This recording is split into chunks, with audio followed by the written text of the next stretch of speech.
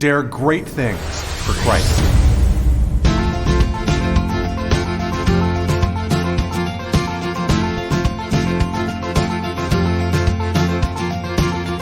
Christ calls us to dare great things. In the marketplace, as well as in the mission field, there has never been a time like the present for the spirit of the Catholic entrepreneur. Now is the time for men and women of great courage and great vision to engage our church and our culture. Now is the time to dare great things. And here is your host as we dare great things, Father Nathan Cromley, the president and founder of the St. John Institute. When it comes to leadership, so much has been said and so much can be said, but sometimes it can be a little bit confusing. What exactly is meant by leadership? What is not leadership? What comes first and defines the rest? In the approach we take at the St. John Leadership Network, leadership begins with what we call aspiration. Profoundly put, this means the ability we have to dream. In today's course, we examine where dreams come from and how to recover its power in our lives. Well, good morning, everybody. Glad to be back with you and happy to have this opportunity to teach with you on what it means to be a leader in the footsteps of Christ. And the very first point I want to make about this is that being a disciple of Christ doesn't necessarily make you a leader, okay? It's at the root of leadership, but you have to obey the laws and have an understanding of what leadership is all about if you're going to be effective at being one. You can't, in other words, say, because I have a lot of romantic feelings, I'm good at playing the violin. Now, you could be a natural musician, have a lot of of natural gifts and ability towards music and understanding music, but to get an excellent position on the violin, you have to practice and practice and practice, and your fingers have to play on the strings in just the right way. Well, it's the very same thing when it comes to leadership. There's a lot of natural-born leadership, a lot of natural-born ability that lends one towards leadership. But leadership, it has a structure. And by understanding the structure, you're going to be able to become a better one. You're going to be able to lean into that structure more effectively. You're going to be able to maximize the gifts that you have. You wouldn't be here today if you weren't already leading somewhere. Okay, so that's great. But the question is, how do I lead better? How do I improve my ability to influence and impact the world in an intentional way to help the world to lift itself up? Right? That's why we're all here. And that's be that at home, be that with your spouse, be that with your kids, be it at the workplace when you've got management issues and you've got ownership questions, and senior executive at a company, or you're trying to start your own restaurant, whatever it might be. You wouldn't be here unless you already had some natural talent. Well, the question is, how do I then hone that natural talent and ability to be as impactful in the way that I want it to be, and to minimize the negative aspects that can come from that very same strength? It's an amazing truth that our strengths cause our weaknesses, and that our weaknesses can become our biggest strengths. It's really amazing. And I think it's refreshing also, because more often than not, we're told that if we have strengths, we should try to hide them because we don't want to make other people feel bad. And then if we have weaknesses, that's a sign that we're a failure. And in fact, the two are two sides of the same coin called your leadership. And we need to know how to build upon our strengths, and then how to leverage our weaknesses to become even stronger. And if we're not aware that our strengths are also going to have a negative impact on other people, well, then we're going to push them too strongly. And if we're not aware that our weaknesses can become strengths, well, we're not going to pay enough attention to them. We're going to ignore them. And that can lead a natural-born leader into a situation where they're actually ineffectual. I think you can have natural-born leadership even for most levels, but when you really have to deliver something of quality and everyone is depending on you, something more is needed than natural-born leadership. And that something more is the awareness that comes with time, with study, and with the type of work that you're putting into your leadership to know how to round the corners as well as you can. And so that's where understanding the structure of leadership comes in. Remember the 4 questions that every leader has to ask. Number one, what do I want?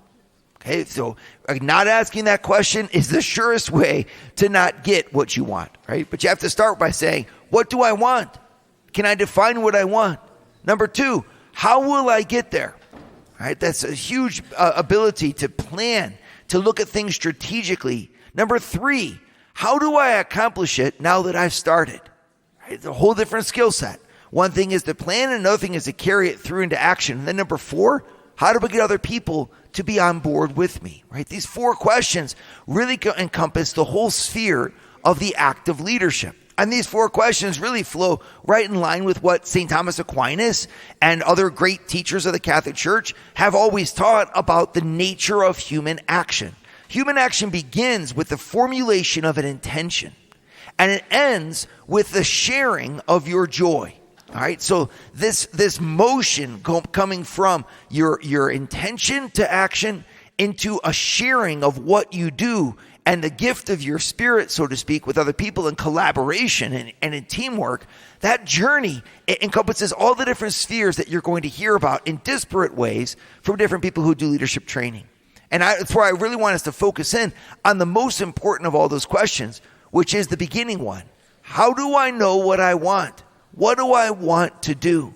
Isn't it amazing how many people struggle with that? Especially the younger ones. We've invested all this money in their college educations, for example. You come out, $320,000 in debt from college, and you ask the young person what they want to do, and the answer is, I don't know, right? And then why are you asking me this question? And we kind of muddle our way through life. It's a very similar situation when parents are in a house and they've got kids and they've got things going, but they don't have a direction for what they want to accomplish with their family.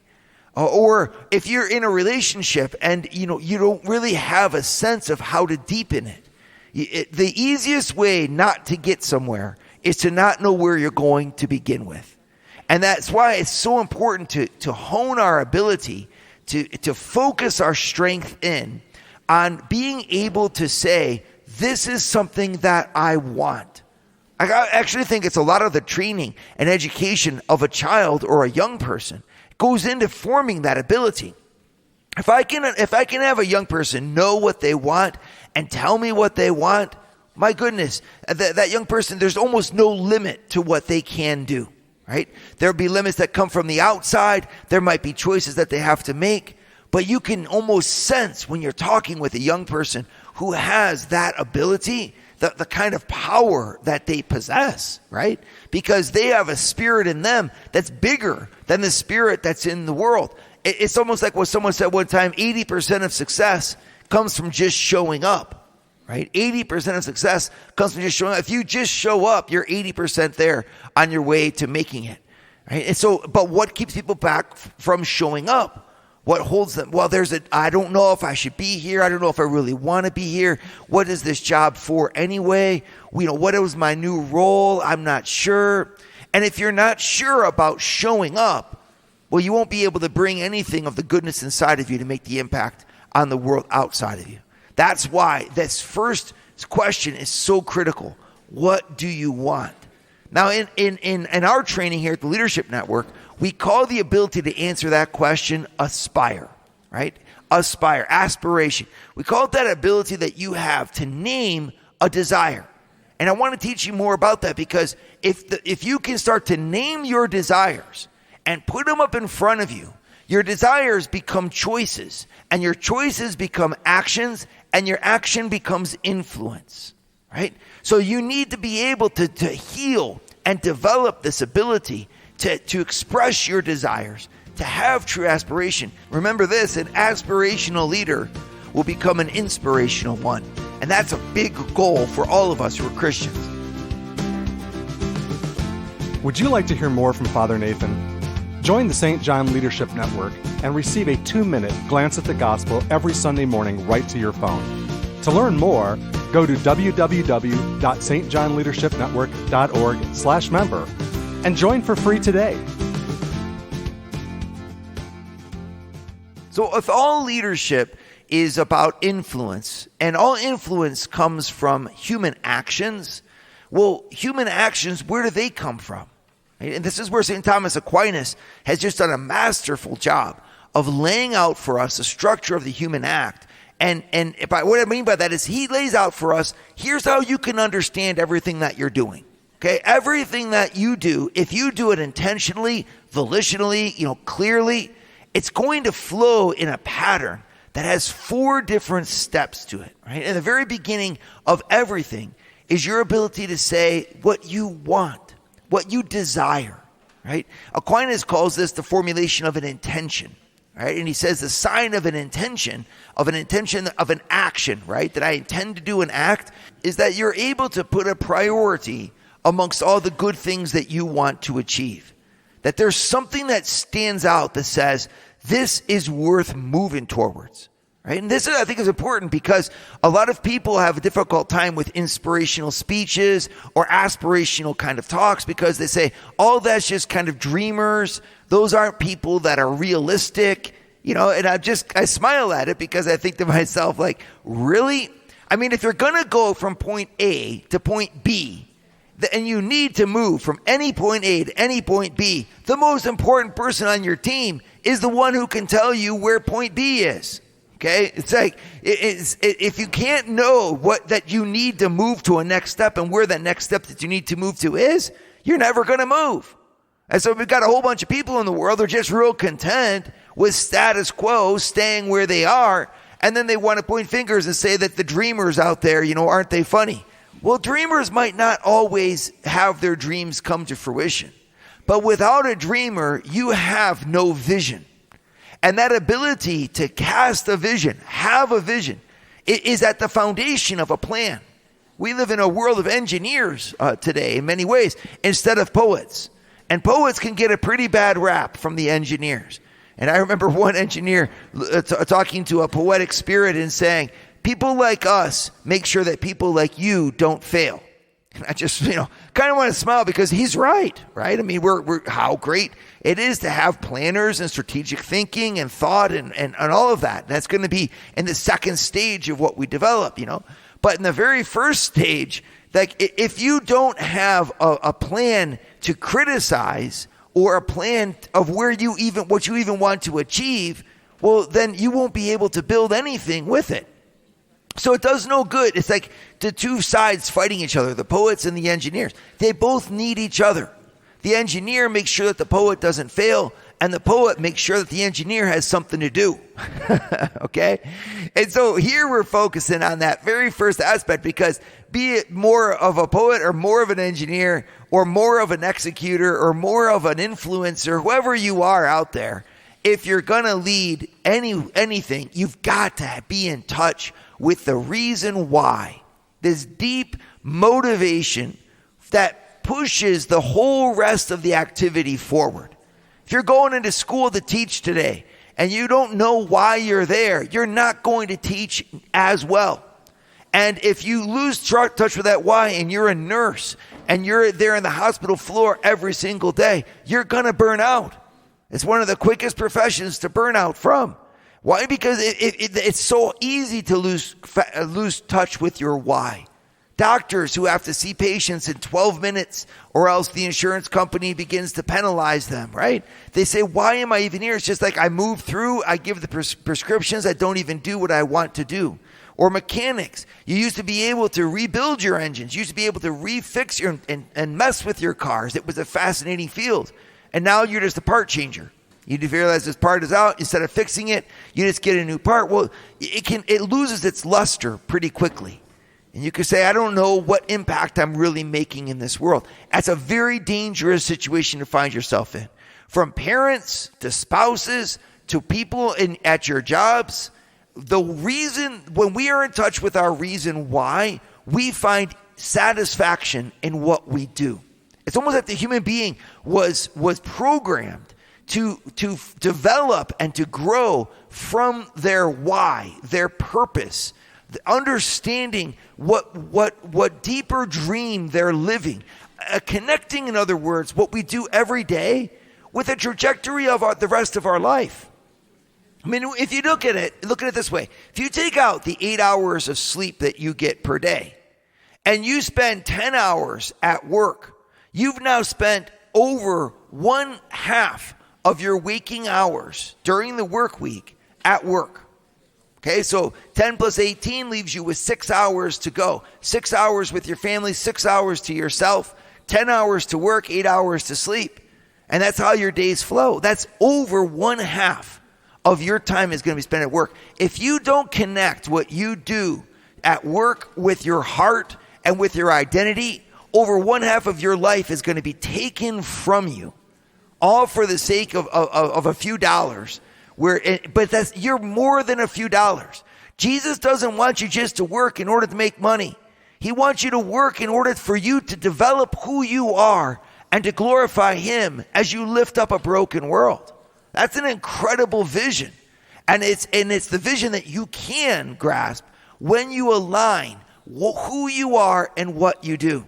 And a big part of that alignment, the first step in it, is for you to be able to identify deep inside, this is what I want out of life. This is what I want out of my job. This is what I want to achieve every single day. If I'm a teacher, if I'm a nurse, my want, my desire is going to bring me to satisfaction. And isn't it beautiful? I mean, isn't it beautiful to think that God wants you to want things?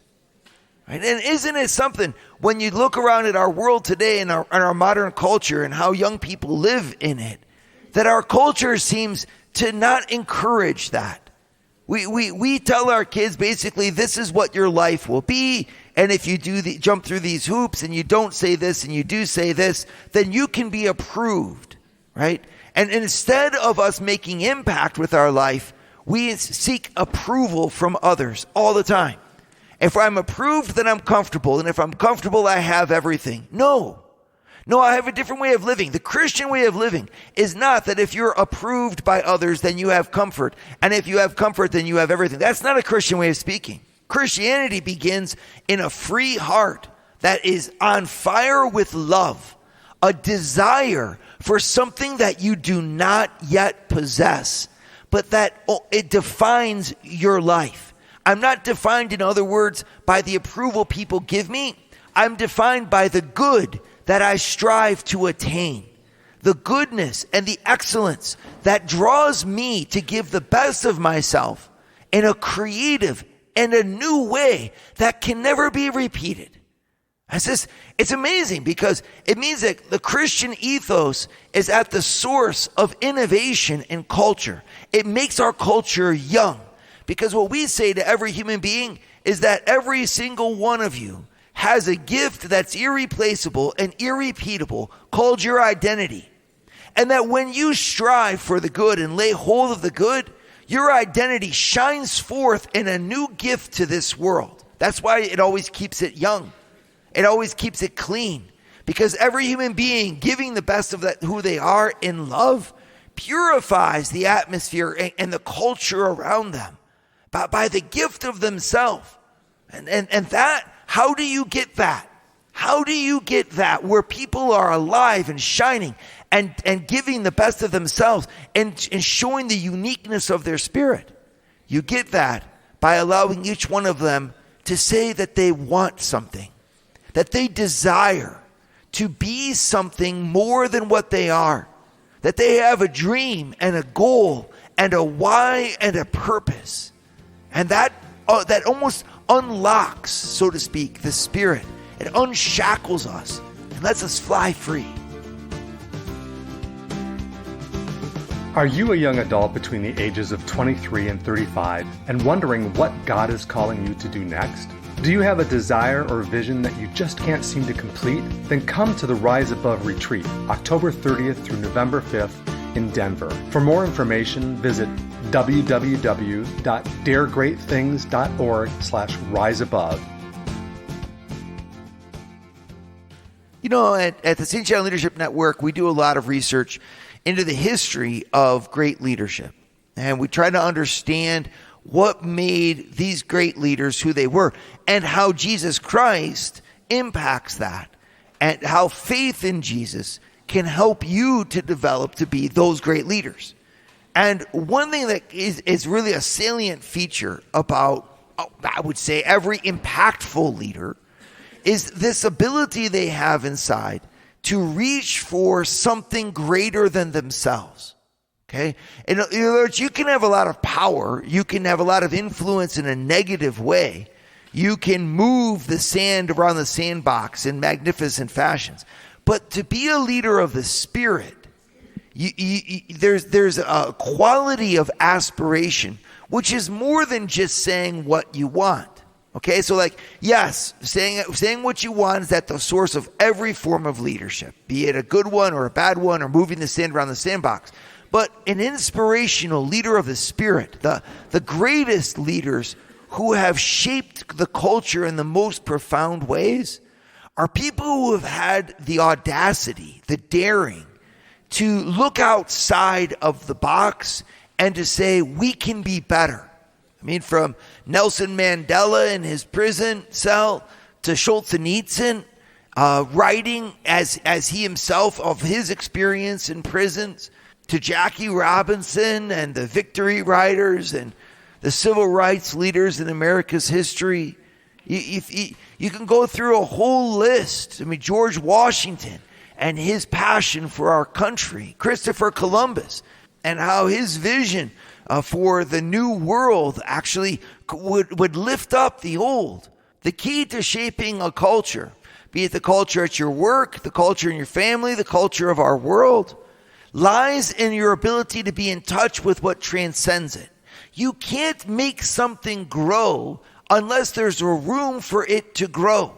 And the dreamer, the aspirational, inspirational leader, the person who has a fire inside of them, seems to see the invisible and to see where we're going in a way that's captivating and that drives everything that's inside of him to push us towards that. I mean, when Elon Musk says we're going to populate Mars, I mean, it just is a crazy thought. We say there's no way we could do it. Well, we said, we couldn't get to the moon either.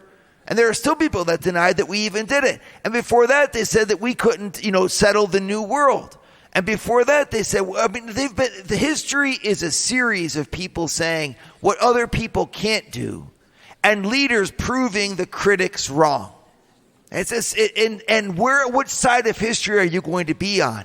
It's for sure that you'll find a lot of people to approve you, and you'll have a lot of excuses for your inaction if you just wipe out your ability to aspire. But when Jesus told the 12 apostles to go to the ends of the earth and to baptize all nations, making them his disciples, it took a lot of power of dream and aspiration for them to be able to do that. I mean, think about it. What if they were to say to Jesus, that's just impossible. There's no way. If Simon Peter were to say to Jesus, there's no way I'm going to die for you. I mean, I apostatized 3 times and denied you 3 times, right? He never would have been a saint. But instead, he allowed the vision of Jesus to expand all of the boxes of his mind. I mean, God is really good at breaking down boxes. For example, he decides that a virgin can become a mother. I mean, that's amazing. And not just any mother, but the mother of God himself. Or that God could die on a cross, and then rise again of his own power. I mean, it's a pretty creative thing here. God is asking us to have that same vision.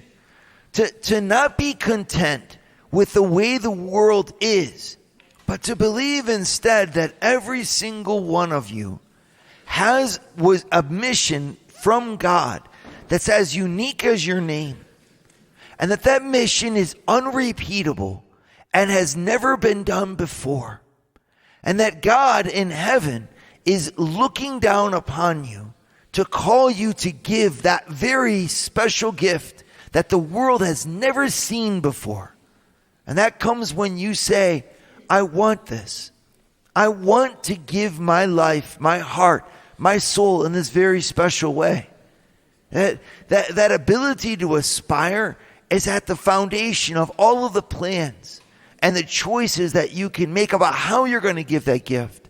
And it's going to be the secret that gives you strength to persevere through the many obstacles that are going to come your way, and the curveballs and the opinions and the challenges that you face when you actually try to do it. And it's going to be the secret of the smile that allows you to leave a legacy in the hearts of others. It's that deep down inside, I know that my life flows from love, and I'm able to identify my love, and I've named my love. What a power and what a privilege that as a Christian, God gives us that privilege to be in love and to love what we do and to give ourselves through it, right? And when you get in touch with somebody who's doing what they do because they love it, you get in touch with someone who shapes the culture of what they do by the love with which they do it. And that's what God wants you to be. Not just a leader who's leading because they have a position of power, not a leader who's leading because other people think that they should, not a leader who's trying to gain their self-advantage by doing what they're doing. No, a leader who's deeply moved by the impact that they can make through their leadership. The power that I can bring to the companies that I'm in, the clients that I'm serving, the people whose lives I'm impacting, and the example that I'm giving to my children, to my spouse, and to my friends of a life worth living. This aspiration is deeply moving. It's moving for everyone around you, and it's the source of being truly inspiring. When I lay hold, in other words, of my love, I lay hold of true leadership. And that's what aspiration and that ability is. I have a dream. I see where we're going, and I want you to come there with me. Dare great things for Christ. Share your feedback with Father Nathan. Send us an email at info@stjohninstitute.org. That's info@stjohninstitute.org. And don't forget to subscribe to premium video content to form, unite, and inspire you at Eagle Eye Pro on our website, eagleeyeministries.org. That's eagleeyeministries.org.